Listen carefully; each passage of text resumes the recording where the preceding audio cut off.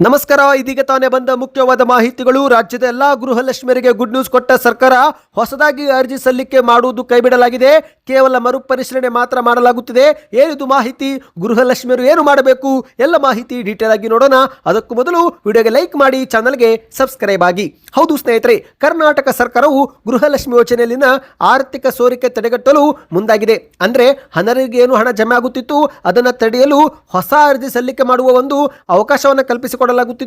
ಆದರೆ ಸ್ನೇಹಿತರೆ, ಸಾರ್ವಜನಿಕರಿಂದ ವಿರೋಧ ವ್ಯಕ್ತವಾದ ಹಿನ್ನೆಲೆಯಲ್ಲಿ ಸರ್ಕಾರ ಹೊಸದಾಗಿ ಅರ್ಜಿ ಕೈಬಿಟ್ಟು ಕಡ್ಡಾಯವಾಗಿ ಮತ್ತೊಮ್ಮೆ ದಾಖಲೆಗಳೊಂದಿಗೆ ಕೇವಲ ಮರುಪರಿಶೀಲನೆ ಮಾಡಲು ತೀರ್ಮಾನಿಸಿದೆ. ಹೌದು ಗೆಳೆಯರೆ, ಕರ್ನಾಟಕ ಸರ್ಕಾರದ ಪಂಚ ಗ್ಯಾರಂಟಿ ಯೋಜನೆಗಳಲ್ಲಿ ಅತ್ಯಂತ ದೊಡ್ಡ ಮತ್ತು ಜನಪ್ರಿಯ ಯೋಜನೆ ಅಂದರೆ ಗೃಹಲಕ್ಷ್ಮಿ ಯೋಜನೆ. ಆದರೆ ಇದೇ ಒಂದು ಯೋಜನೆಯಲ್ಲಿ ಆಗುತ್ತಿರುವಂತಹ ಆರ್ಥಿಕ ಸೋರಿಕೆ ತಡೆಗಟ್ಟಲು ಸರ್ಕಾರ ಇದೀಗ ಪಣ ತೊಟ್ಟಿದೆ. ಫಲಾನುಭವಿಗಳ ಪಟ್ಟಿಯನ್ನ ಶುದ್ಧೀಕರಿಸಲು ಸರ್ಕಾರ ಮುಂದಾಗಿದೆ. ಹೌದು, ಇತ್ತೀಚೆಗೆ ಮುಖ್ಯಮಂತ್ರಿ ಡಿ ಕೆ ಶಿವಕುಮಾರ್ ಅವರು ಹೊಸದಾಗಿ ಅರ್ಜಿ ಸಲ್ಲಿಕೆ ಮಾಡುವ ಪ್ರಕ್ರಿಯೆಯನ್ನ ಶುರು ಮಾಡುವುದಾಗಿ ಹೇಳಿಕೆ ಕೊಟ್ಟಿದ್ರು. ಆದರೆ ಸಾರ್ವಜನಿಕರಿಂದ ವಿರೋಧ ವ್ಯಕ್ತವಾದ ಹಿನ್ನೆಲೆಯಲ್ಲಿ ಹೊಸ ಅರ್ಜಿ ಸಲ್ಲಿಕೆ ಪ್ರಕ್ರಿಯೆ ಕೈಬಿಟ್ಟು ಕೇವಲ ಇರುವಂತಹ ಅರ್ಜಿಯನ್ನೇ ಮರುಪರಿಶೀಲನೆ ಮಾಡಲು ಸರ್ಕಾರ ತೀರ್ಮಾನಿಸಿದೆ. ಅಂದರೆ ಸ್ನೇಹಿತರೆ, ಫಲಾನುಭವಿಗಳು ಹೊಸದಾಗಿ ಅರ್ಜಿ ಸಲ್ಲಿಕೆ ಮಾಡುವ ಅವಶ್ಯಕತೆ ಇಲ್ಲ.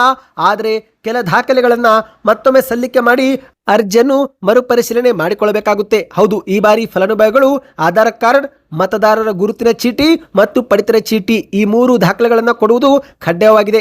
ಆಧಾರ್ ಕಾರ್ಡ್ ಜೊತೆಗೆ ಮತದಾರರ ಗುರುತಿನ ಚೀಟಿ ಸಂಖ್ಯೆಯೂ ಕೂಡ ಈ ಬಾರಿ ಪಡೆದುಕೊಳ್ಳಲಾಗ್ತಾ ಇದೆ. ಯಾಕಂದರೆ ಸ್ನೇಹಿತರೆ, ಕರ್ನಾಟಕದವರಿಗೆ ಮಾತ್ರ ಗೃಹಲಕ್ಷ್ಮಿ ಯೋಜನೆ ಕೊಡಬೇಕಾಗಿದ್ದು, ಹಾಗಾಗಿ ಈ ಬಾರಿ ಮತದಾರರ ಗುರುತಿನ ಚೀಟಿಯನ್ನ ಪ್ರಮುಖ ದಾಖಲೆಯಾಗಿ ಸರ್ಕಾರ ಪರಿಗಣಿಸ್ತಾ ಇದೆ. ಹೌದು, ಅಂದ ಹಾಗೆ ಆಧಾರ್ ಕಾರ್ಡ್ ಜೊತೆಗೆ ಮತದಾರರ ಗುರುತಿನ ಚೀಟಿ ಸಂಖ್ಯೆ ಲಿಂಕ್ ಮಾಡುವ ಮೂಲಕ ನಕಲಿ ಅಥವಾ ಮೃತ ಫಲಾನುಭವಿಗಳನ್ನು ಕೂಡ ಸುಲಭವಾಗಿ ಗುರುತಿಸಲು ಸರ್ಕಾರಕ್ಕೆ ಸಹಾಯಕವಾಗಲಿದೆ. ಅಂದ ಹಾಗೆ ಸ್ನೇಹಿತರೆ, ಇದುವರೆಗೆ ಸರ್ಕಾರ ಹೊಸದಾಗಿ ಅರ್ಜಿ ಅಥವಾ ಮರುಪರಿಶೀಲನೆಗೆ ಅರ್ಜಿಗೆ ಯಾವುದೇ ಒಂದು ದಿನಾಂಕ ಘೋಷಣೆ ಮಾಡಿಲ್ಲ. ಹಾಗಾಗಿ ಫಲಾನುಭವಿಗಳು ಸದ್ಯಕ್ಕೆ ಆತಂಕ ಪಡುವ ಅವಶ್ಯಕತೆ ಇಲ್ಲ. ಆದರೆ ಮುಖ್ಯಮಂತ್ರಿ ಡಿ ಕೆ ಶಿವಕುಮಾರ್ ಅವರು ಮಾತ್ರ ಈ ಒಂದು ಗ್ಯಾರಂಟಿ ಯೋಜನೆ ದುರುಪಯೋಗ ತಡೆಯಲು ಪರಿಷ್ಕರಣೆ ಮಾಡಲೇಬೇಕು ಎನ್ನುವ ಒಂದು ಪಣ ತೊಟ್ಟಿದ್ದಾರೆ. ಮನೆ ಮನೆಗೆ ಅಧಿಕಾರಿಗಳು ಕೂಡ ಬರಲಿದ್ದಾರೆ ಎಂದು ಹೇಳಲಾಗ್ತಾ ಇದೆ. ಹೌದು, ಇವತ್ತಿನ ಸಭೆಯಲ್ಲಿ ಈ ಒಂದು ಗೃಹಲಕ್ಷ್ಮಿ ಮತ್ತು ಗೃಹಜ್ಯೋತಿ ಯೋಜನೆಯಲ್ಲಿ ಅನೇಕ ಅನರ್ಹರು ಲಾಭ ಪಡೆದುಕೊಳ್ಳುತ್ತಿದ್ದು, ಅದಕ್ಕಾಗಿಯೇ ಮುಖ್ಯಮಂತ್ರಿ ಡಿ ಕೆ ಶಿವಕುಮಾರ್ ಅವರು ಸಭೆಯಲ್ಲಿ ಅಧಿಕಾರಿಗಳಿಗೆ ಮನೆ ಬಾಗಿಲಿಗೆ ಹೋಗಿ ಪರಿಶೀಲನೆ ಮಾಡುವಂತೆ ಸೂಚನೆ ಕೊಟ್ಟಿದ್ದಾರೆ. ಹೌದು, ಶೀಘ್ರವೇ ಅಧಿಕಾರಿಗಳು ಸರ್ವೆ ಅಂತ ಹೇಳಿ ನಿಮ್ಮ ಮನೆ ಬಾಗಿಲಿಗೆ ಬಂದು 10 ಪ್ರಶ್ನೆಗಳನ್ನ ಕೇಳಲಿದ್ದಾರೆ. ನಿಮ್ಮ ಆಧಾರ್ ಕಾರ್ಡ್ ಮಾಹಿತಿ, ಯಜಮಾನಿಯ ಹೆಸರು, ಪಡಿತರ ಚೀಟಿಯ ಮಾಹಿತಿ, ಮತದಾರರ ಗುರುತಿನ ಚೀಟಿ ಸೇರಿದಂತೆ ಮೊಬೈಲ್ ಸಂಖ್ಯೆ ಮತ್ತು ಇತರೆ ಮಾಹಿತಿಗಳನ್ನ ಕೇಳಿ ಪಡೆದುಕೊಳ್ಳಲಿದ್ದಾರೆ. ಒಂದೊಮ್ಮೆ ನೀವೇನಾದರೂ ಅನರ್ಹರು ಎಂದು ಅನಿಸಿದ್ರೆ ಆ ಸಮಯದಲ್ಲಿ ನಿಮ್ಮ ಹೆಸರನ್ನು ಗ್ಯಾರಂಟಿ ಪಟ್ಟಿಯಿಂದ ಹೊರಗಿಡಲಾಗುತ್ತೆ.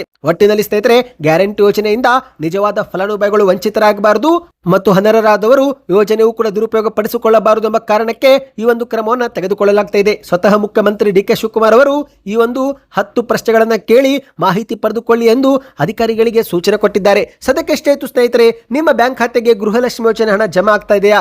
ಜಮೆ ಆದರೆ ಕೊನೆಯ ಕಂತು ಯಾವಾಗ ಬಂದಿತ್ತು ಕಮೆಂಟ್ ಮಾಡಿ. ಮಾಹಿತಿ ಇಷ್ಟವಾಗಿದ್ದರೆ ಚಾನಲ್ಗೆ ಸಬ್ಸ್ಕ್ರೈಬ್ ಆಗಿ.